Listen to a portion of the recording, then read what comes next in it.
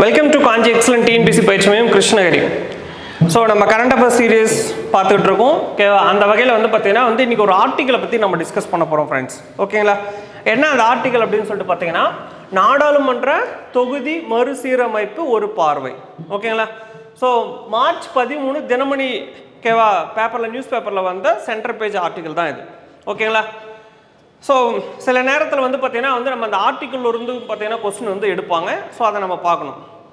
இப்போது ரொம்ப ஹைப்பாக போயிட்டுருக்கக்கூடிய ஒரு விஷயம் என்னென்னு பார்த்தீங்கன்னா லோக்சபா சீட்ஸை பார்த்தீங்கன்னா டீலிமிட்டேஷன் பண்ணுவதற்கான அந்த ஒரு காலம் பார்த்தீங்கன்னா இப்போ நெருங்கிட்டு இருக்கு.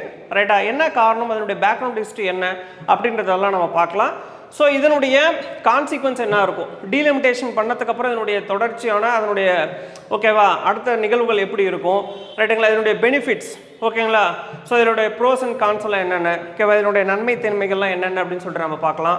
அதுக்கப்புறம் பார்த்தீங்கன்னா தமிழகம் உட்பட நம்மளுடைய தென் மாநிலங்கள் பார்த்தீங்கன்னா என்னென்ன மாதிரியான மாற்றங்களை சந்திக்கும், ஸோ தென் மாநிலங்களுடைய நன்மைகள் தீமைகள் என்னென்ன அப்படின்றத பற்றிலாம் நம்ம பேசுவோம். ஓகேங்களா? ஸோ நம்ம பேசிக்காக பார்த்தீங்கன்னா ஸ்டார்ட் பண்ணுறோம் அப்படின்னாவே டெஃபினட்டாக பார்த்தீங்கன்னா கான்ஸ்டியூஷனல் வைஸாக நம்ம போயிடணும் ஃப்ரெண்ட்ஸ். ஓகேங்களா? ஸோ கான்ஸ்டியூஷனல் வைஸாக நம்ம தெரிஞ்சுக்கணும்.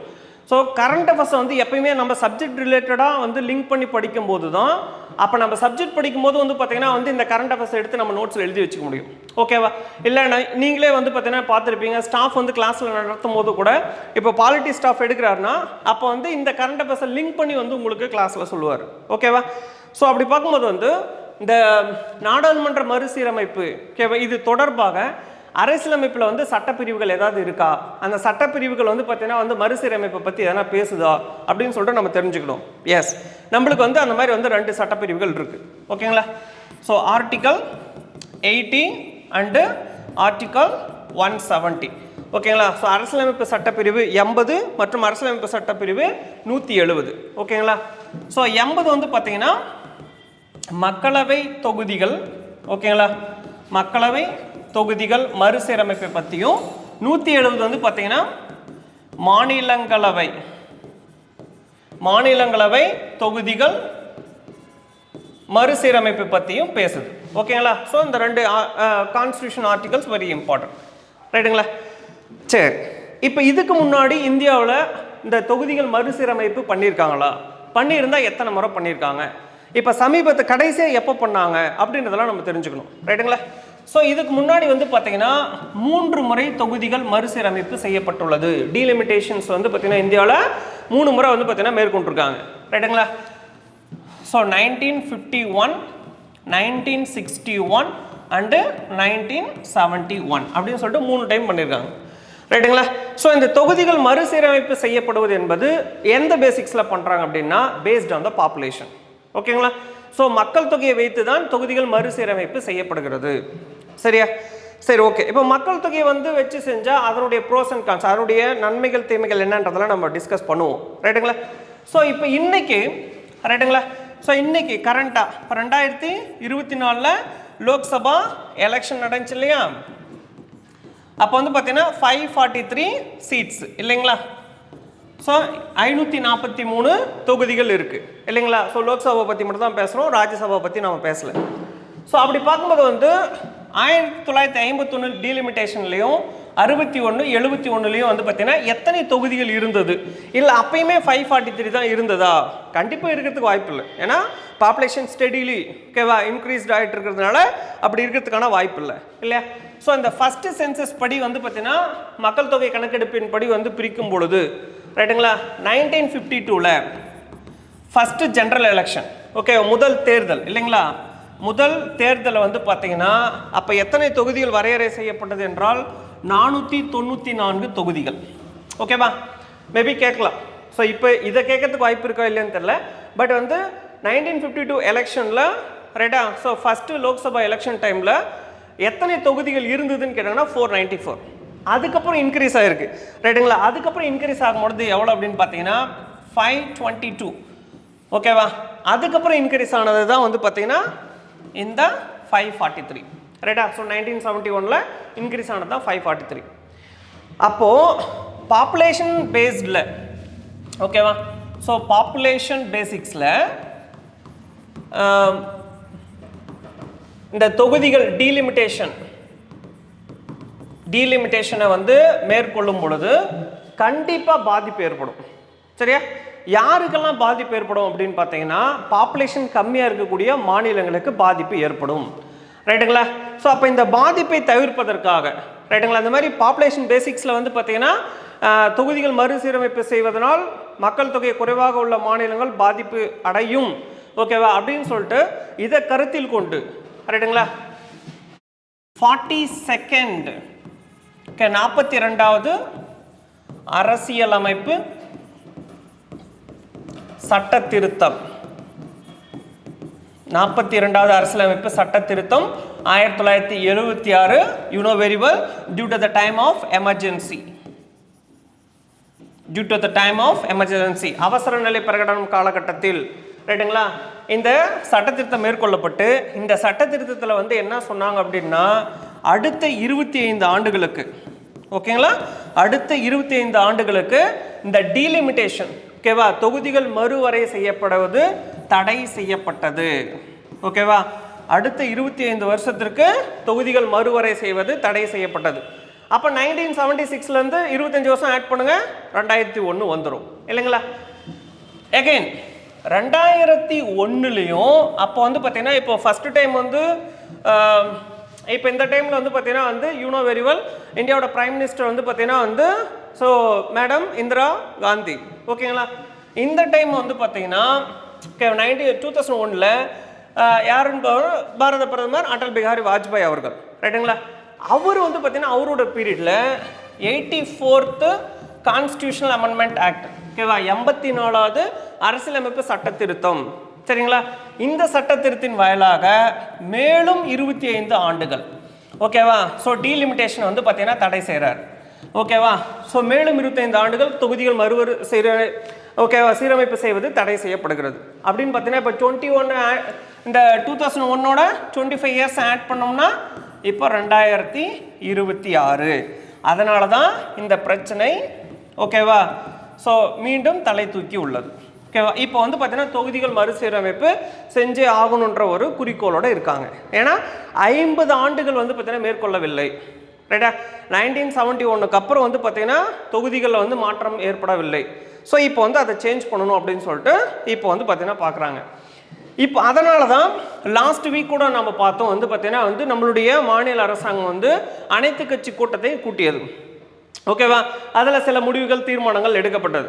ஓகேவா இப்போ நம்மளுடைய சிஎம் வந்து பார்த்தீங்கன்னா வந்து மு.க. ஸ்டாலின் அவர்கள் தென்னக மாநிலத்தினுடைய மாநில சட்டசபைக்கும் அந்த மாநில கட்சியினுடைய ஆளுங்கட்சிக்கு வந்து பார்த்தீங்கன்னா வந்து நம்மளுடைய ரெப்ரசன்டேட்டிவ் அமைச்சு ஓகேவா ஆதரவை வந்து பார்த்தீங்கன்னா நான் கலெக்ட் பண்ணுறதுக்காக ரெப்ரசன்டேட்டிவ்ஸ்லாம் அனுப்பிச்சிட்டு இருக்காரு நம்மளுடைய மினிஸ்டர்ஸ்லாம் அனுப்பிச்சிட்டு இருக்காங்க. ஸோ அவங்க வந்து கேரளா கர்நாடகா ஆந்திரா தெலுங்கானா அப்படின்னு சொல்லிட்டு போயிட்டு வந்து நம்மளுடைய சதர்ன் ஸ்டேட்ஸுடைய ரூலிங் பார்ட்டிக்கிட்ட பார்த்து ஆதரவை வந்து கலெக்ட் பண்ணிக்கிட்டு இருக்காங்க. ஓகேங்களா சரி இப்போது இதனுடைய விளைவு எப்படி இருக்கும் இல்லைங்களா அதுதானே முக்கியம். இதனுடைய விளைவு எப்படி இருக்கும் இந்த டீலிமிட்டேஷன் கொண்டு வந்தாங்கன்னா என்ன நடக்கும் நாம ஏன் வந்து இதுக்கு எதிர்ப்பு தெரிவிக்கிறோம் ரைட்டுங்களா. ஸோ பொலிட்டிக்கல் வைஸாக யோசிக்கக்கூடாது. ஓகேவா ஸோ அங்கே வந்து என்டிஏ கவர்மெண்ட் தட் மீன்ஸ் வந்து பிஜேபி கவர்மெண்ட்டுக்கும் டிஎம்ஏக்கு கவர்மெண்ட்டுக்கு வந்து பார்த்தீங்கன்னா ஆகாது இவங்க ரெண்டு பேருமே வந்து கூட்டணி கட்சிகள் கிடையாது இல்லை அங்கே வந்து காங்கிரஸ் கட்சியாக இருந்து இங்கே டிஎம்கே இருந்தால் இவங்க கூட்டணி கட்சிகள் அப்போ வந்து இவங்க எதிர்ப்பு தெரிவிக்க மாட்டாங்க இந்த மாதிரியெல்லாம் நாம் காமன் பீப்புள் மாதிரி யோசிக்கக்கூடாது. ஓகேங்களா நம்ம ஆஸ்பிரன்ஸ் டிஎன்பிசி அண்ட் யூபிஎஸ்சி ஆஸ்பிரன்ஸ்னு சொல்லிட்டு வரும்பொழுது நம்ம எக்ஸாம் பாயிண்ட் ஆஃப் வியூவில் நம்ம காம்படிட்டிவ் ஃபீல்டுக்கு தகுந்த மாதிரி தான் நம்ம யோசிக்கணும் ரைட்டா. சரி இப்போ இதனுடைய விளைவு என்ன ரைட்டா. ஸோ விளைவு என்னவா இருக்கும் டீலிமிட்டேஷன் கொண்டு வந்தால் விளைவு என்னவா இருக்கும் சொல்லப்போனால் யாருக்கு நம்ம டிஎன்பிசியில் ப்ரிப்பேர் பண்ணுறோம் அப்போ தமிழ்நாட்டுடைய விளைவு என்னவா இருக்கும் அதை தான் நம்ம தெரிஞ்சுக்கணும் இல்லைங்களா. ஒரு சின்ன டேட்டா நம்ம பார்க்கலாம் 1971 சென்சஸ் ஓகேங்களா. ஸோ 1971 சென்சஸில் தமிழ்நாட்டினுடைய மக்கள் தொகை எவ்வளோ இருக்கும் இருந்தது அப்படின்னு பார்த்தீங்கன்னா 4.11 கோடி சரிங்களா. ஸோ 4 கோடியே 1 ஸோ 4.11 கோடிகள் ரைட்டுங்களா. ஸோ 11 லட்சம் ரைட். இப்போ அடுத்தது 2011 சென்சஸ் கடைசியாக இப்போ தானே எடுத்தாங்க. ஸோ 2011 சென்சஸில் வந்து பார்த்தீங்கன்னா வந்து நம்மளுடைய மக்கள் தொகை தமிழ்நாட்டுடைய மக்கள் தொகை வந்து பார்த்தீங்கன்னா வந்து ஸோ 7.21 crores. ஓகேவா, 7.21 கோடிகள். ரைட்டுங்களா? இப்போ எவ்வளோ இன்க்ரீஸ் ஆயிருக்குன்னா 40 வருஷத்தில் கிட்டத்தட்ட 3 கோடி தான். ரைட்டா? ஸோ கொஞ்சம் 3 கோடியை கிராஸ் பண்ணியிருக்கு. 40 வருஷத்தில் தமிழ்நாட்டின் மக்கள் தொகை ஜஸ்ட் 3 கோடி தான் கிராஸ் பண்ணியிருக்கோம். ரைட்டா? ஸோ இது வந்து பெரிய சேஞ்சஸ் அப்படிலாம் யோசிக்கிறவங்களா இருந்தால் இப்போ நம்ம சொல்லக்கூடிய டேட்டாவையும் கொஞ்சம் வந்து கேட்டுட்டு அதுக்கப்புறம் அனலைஸ் பண்ணுங்கள். ரைட்டுங்களா? என்ன அப்படின்னு பார்க்கும்போது இதுவே 1971 யூபி, ஓகேவா, ஸோ உத்தரப்பிரதேஷுடைய மக்கள் தொகை அப்படின்னு சொல்லிட்டு பார்க்கும்போது வந்து 8 கோடிக்கு மேலே. சரிங்களா? ஸோ 8 கோடிக்கு மேலேன்னு சொல்கிறாங்க. ரைட்டா? இப்போ 2011 ரைட்டா யூபியோடைய மக்கள் தொகை எவ்வளோ தெரியுமா? 19 கோடி. அப்போ யோசிச்சு பாருங்க, தமிழ்நாடு வந்து 40 வருஷத்தில் 3 கோடி தான் வந்து பார்த்தீங்கன்னா பாப்புலேஷன் இன்க்ரீஸ் ஆயிருக்கு. ஆனால் உத்தரப்பிரதேசத்தில் 40 வருஷத்தில் 11 கோடி பேர் வந்து பார்த்தீங்கன்னா மக்கள் தொகை இன்க்ரீஸ் ஆயிருக்கு. ரைட்டுங்களா? அப்போது நம்மளுடைய southern states like Tamil Nadu, Telangana, Andhra Pradesh, Karnataka, Kerala, இப்போ நம்ம ஸ்டேட்ஸில் நாமெல்லாம் என்னன்னு கேட்குறோம் அப்படின்னா, அப்போ நாங்கள் எஃபிஷியண்ட்டாக வந்து பாப்புலேஷன் கண்ட்ரோல் பண்ணது எங்கள் தப்பா? ஓகேவா? அப்போ நாங்கள் மக்கள் தொகை வளர்ச்சி வந்து பார்த்தீங்கன்னா கட்டுப்படுத்தி தேச வளர்ச்சிக்காக நாங்கள் பாடுபட்டது எங்களுடைய தவறா? ஏன்னா இப்போ வந்து பார்த்தீங்கன்னா இப்போ யூபியில் வந்து ஆல்ரெடி வந்து யூபியோடைய மக்கள் தொகை வந்து பார்த்தீங்கன்னா வந்து கான்ஸ்டியூஷன் வந்து 80 சீட்ஸு, ஓகேவா, 80 தொகுதிகள் இருக்குது. ரைட்டா? காரணம் என்ன? பேஸ்ட் ஆன் த மக்கள் தொகையின் படி வந்து பார்த்தீங்கன்னா தொகுதிகள் மறுசீரமைப்பு செஞ்சப்பட்டதனால் அங்கே வந்து 80 தொகுதிகள். இப்போ தமிழ்நாட்டுடைய மக்கள் தொகையின் அடிப்படையில் வந்து பார்த்தீங்கன்னா 39 தொகுதிகள். ரைட்டா? இப்போ யோசிச்சு பாருங்க, யூபியினுடைய மக்கள் தொகையின் அடிப்படையில் வந்து மறுசீரமைப்பு செஞ்சாங்கன்னா இன்னும் கிட்டத்தட்ட வந்து பார்த்தீங்கன்னா ஒரு தோராயமாக சொல்லப்படுகிறது ஒரு 35 to 40 தொகுதிகள் இன்க்ரீஸ் ஆகும்னு சொல்கிறாங்க. ஓகேவா? அப்போ தமிழ்நாட்டுக்கு வந்து பார்த்தீங்கன்னா வந்து கண்டிப்பாக தமிழ்நாட்டுடைய தொகுதிகள் வந்து கிட்டத்தட்ட 7-8 தொகுதிகள் குறையும் அப்படின்னு சொல்லிட்டு சொல்கிறாங்க. அப்போ தமிழ்நாட்டில் ஏற்கனவே இந்த 39ன்றது 31 தொகுதிகளாக வந்து குறைவதற்கான வாய்ப்புகள் இருக்குது அப்படின்னு சொல்கிறாங்க. அப்போ ஏற்கனவே வந்து பார்த்தீங்கன்னா நம்மளுடைய குரல், ஓகேவா, தமிழ்நாட்டினுடைய குரல் வந்து நாடாளுமன்றத்தில் மக்களவையில் வந்து பார்த்தீங்கன்னா வந்து ரொம்ப அவ்வளோ ஸ்ட்ரென்த்தாக எதிரொலிக்க முடியல. ஏன்னா வந்து பார்த்தீங்கன்னா வந்து இப்போ மற்ற மாநிலங்கள், ஓகேவா, இப்போ யூபியில் வந்து 80 மக்களவை தொகுதி எம்பிக்கள் இருக்காங்க. அப்போ 80 பேருடைய கோஷம் வந்து பார்த்தீங்கன்னா வந்து வலுவாக எதிரொலிக்குது. தமிழ்நாட்டில் வந்து அந்த மாதிரி முடியல. அப்போ ஒரு பில்லை வந்து பார்த்தீங்கன்னா வந்து இப்போ லோக்சபாலையோ ராஜ்யசபாலையோ பாஸ் பண்ணுறதுக்கு வந்து பார்த்தீங்கன்னா தமிழ்நாட்டுடைய தயவு அவங்க தேவைப்படாமல் இருக்குது இப்பயே. அப்போ எதிர்காலத்தில் யோசிச்சு பாருங்கள், தமிழ்நாட்டுடைய தயவு அவங்களுக்கு சுத்தமாக இப்போ இன்கேஸ் வந்து இப்போ கூட்டணி கட்சியாக இருந்தால் கூட தமிழ்நாட்டுடைய ஆதரவு வந்து துணை இல்லாமலே அவங்க ஒரு பில்லை வந்து பாஸ் பண்ண முடியும். ரைட்டுங்களா? அப்போது மக்களவை தொகுதியிலும் சரி மாநிலங்களிலும் சரி அந்தந்த மாநிலங்களுடைய ரெப்ரசன்டேஷன் பிரதிநிதித்துவத்தை குறைப்பதன் மூலமாக அந்தந்த மாநிலங்களுடைய உரிமையை வந்து பார்த்தீங்கன்னா பறிப்போகும் அப்படின்னு சொல்லிட்டு குறிப்பாக நம்மளுடைய சதர்ன் ஸ்டேட்ஸ், ஓகேவா, தென் மாநிலங்கள் இதை தான் நம்ம ஃபீல் பண்ணுறோம். ரைட்டா? அப்போது சுதந்திரத்திற்கு பிறகு, ரைட்டுங்களா, ஸோ 1952 ஸோ உலகத்திலே ஃபஸ்ட்டு ஃபேமிலி பிளானிங் ஸ்கீமை வந்து இந்தியா கொண்டு வந்துச்சுன்னு சொல்கிறோம். அதுக்கப்புறம் இந்திரா காந்தி அம்மையாருடைய பீரியடில் வந்து பார்த்தீங்கன்னா 20 பாயிண்ட்ஸ் ப்ரோக்ராம் கொண்டு வந்தாங்க. ரைட்டுங்களா? ஸோ அப்புறம் வந்து பரிவார் விகாஸ் யோஜனா. இப்போ இந்த மாதிரி காலகட்டத்தில் இந்த மாதிரி டைம்லலாம் வந்து பார்த்தீங்கன்னா மக்கள் தொகை வளர்ச்சி வந்து கண்ட்ரோல் பண்ணுறதுல தமிழகம் சிறப்பான மாநிலமாக நம்ம செயல்பட்டுருக்கோம். இது போக வந்து பார்த்தீங்கன்னா ஹெச்டி குறியீடும் சரி, இல்லை ஹெல்த் இண்டெக்ஸும் சரி, சுகாதார குறியீடும் சரி, இல்லை எம்ப்ளாய்மெண்ட் ஜென்ரேஷன் ஆகட்டும், ரைட்டா, இந்த மாதிரி எல்லா விஷயங்கள்லையுமே வந்து பார்த்தீங்கன்னா வந்து தமிழ்நாடு முன்னிலை வகிக்கிறது. ரைட்டுங்களா? லைக்வைஸ் வந்து பார்த்தீங்கன்னா டேக்ஸ் ஷேரிங், ஓகேவா, நாம் வந்து பார்த்தீங்கன்னா வழங்கக்கூடிய நம்ம டேக்ஸ் ஷேருமே வந்து பார்த்தீங்கன்னா அதிகமாக இருக்குது. ஓகேவா? வரி பகிர்ந்தளிப்பு நம்ம அதிகமாக கொடுத்துக்கிட்டு இருக்கோம். அப்போ இந்த மாதிரி வந்து எல்லா வகையிலுமே தமிழ்நாடு, ஓகே, மற்றும் நம்மளுடைய சதர்ன் ஸ்டேட்ஸ் தென் மாநிலங்கள் எல்லாமே முன்னிலையில் இருந்தால் கூட மக்களவையில் நம்மளுடைய பிரதிநிதித்துவத்தை குறைக்கும் வகையில் இந்த தொகுதிகள் மறுசீரமைப்பு வந்து பார்த்தீங்கன்னா இருக்கும் அப்படின்னு சொல்லிட்டு வந்து நம்மளுடைய தமிழகத்தை சேர்ந்த மற்றும் வந்து பார்த்தீங்கன்னா வந்து தென் மாநிலங்களை சேர்ந்த ஆளும் கட்சியினர் வந்து இதுக்கு எதிர்ப்பு தெரிவிக்கிறாங்க. ரைட்டுங்களா? ஸோ இது டீலிமிட்டேஷன் பண்ணதுக்கு அப்புறம், ரைட்டுங்களா, ஸோ இந்த தொகுதிகளுடைய மாற்றங்கள் எப்படியெல்லாம் ஏற்படலாம் அப்படின்றத நம்ம வெயிட் பண்ணி தான் பார்க்கணும். ரைட்டுங்களா? பட் இதனுடைய ஃபைனல் கன்க்ளூஷன் என்ன அப்படின்னு சொல்லிட்டு இருக்கலாம் அப்படின்னு பார்த்தீங்கன்னா, இப்போது சதர்ன் ஸ்டேட்டுக்கு வந்து என்ன சொல்கிறது இம்பார்ட்டன்ஸ் வந்து கொடுக்காம சதர்ன் ஸ்டேட்ஸுடைய பிரதிநிதித்துவத்தை குறைக்கக்கூடிய நடவடிக்கையில் வந்து பார்த்திங்கன்னா வந்து இந்த டீலிமிட்டேஷன் கமிஷன் இருந்தால், ஓகேவா, இப்போது அடுத்து வரக்கூடிய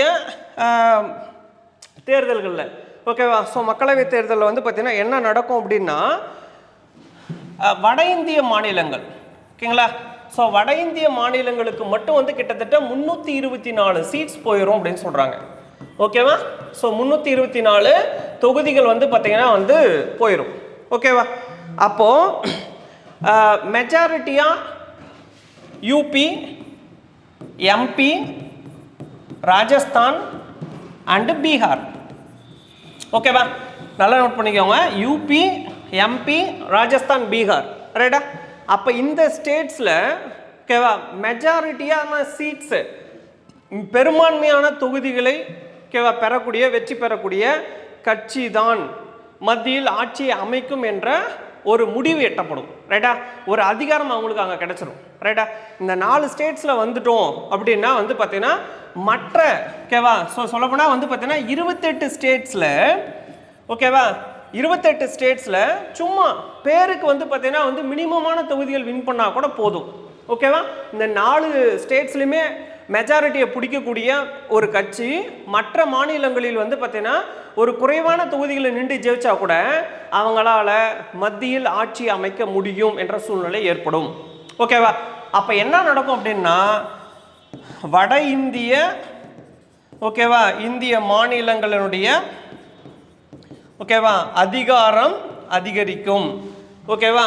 ஸோ தென்னிந்தியாவுடைய துணையே இருக்காது, தென்னிந்தியாவுடைய துணையே அவங்களுக்கு தேவைப்படாது என்ற சூழ்நிலை ஏற்படும். ரைட்டுங்களா? ஸோ தொகுதி மறுசீரமைப்பு நடந்தால் ஓகேவா இதெல்லாம் நடக்கிறதுக்கான வாய்ப்பு இருக்குது அப்படின்னு சொல்லிட்டு தான் இன்றைக்கி வந்து டிஸ்கஷன் பண்ணிட்டு இருந்தாங்க நம்ம தினமணி ஆர்டிக்கலில். ஓகேவா? அதை தான் நம்மளுக்கு வந்து உங்களுக்கு தேவையான அளவுக்கு நம்ம கட் ஷார்ட் பண்ணி கொடுத்துருக்கோம். ஓகேவா? ஸோ இன்னும் மேற்கொண்ட கூடுதல் தகவல்கள் உங்களுக்கு தெரிஞ்சிருக்கலாம், தெரிய வரலாம். அப்படி இருந்தால் வந்து பார்த்தீங்கன்னா வந்து அதையுமே வந்து நீங்கள் ஆட் பண்ணிக்கிங்க, நம்ம கமெண்ட்லையுமே வந்து தெரிவிக்கலாம். ஓகேங்களா? ஓகே ஃப்ரெண்ட்ஸ், மீண்டும் இதே மாதிரி ஒரு ஆர்டிக்கலோட உங்களை சந்திக்கலாம். தேங்க்யூ.